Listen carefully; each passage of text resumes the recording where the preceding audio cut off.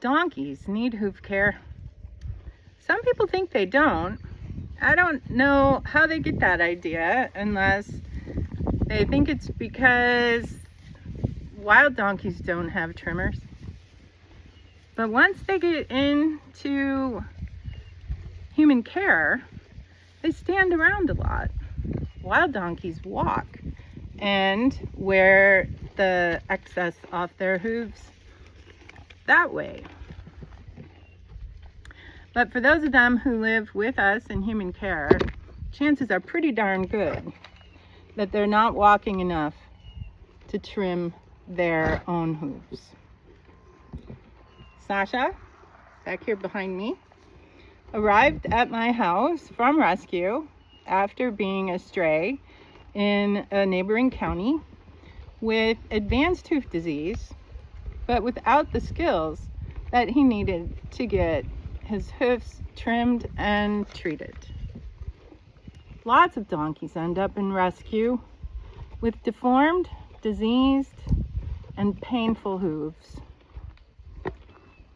We can make life hard for them by not training them, or we can make their lives easier for their whole life by training them so that they can be handled by humans and to trust us to be able to hold their feet. We can force them to have trims, but force scares them and it makes the next trim harder. We can use sedation to help them get over the edge of anxiety, but that raises additional different issues. The best solution to getting the hoof care that they need is training. And donkeys respond really well to positive reinforcement training. We can start training them when they're young, and then it's easier to get them to trust us and to let us be near them and pick up their hooves. But even the old guys, this guy, he was probably 10 when he got here, and we played all the hoof games. And he learned how to have a peaceful trim with no issues.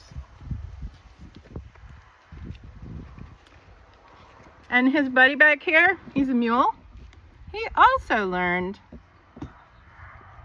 how to play hoof games as an adult. Both of them and all the others here love their trimmer, and they like how they feel after they get their hoofs trimmed. And we can do that because of positive reinforcement training. And we have built a bond that lets them trust me and people who I bring, that we're going to be helping them. So, train your donkeys.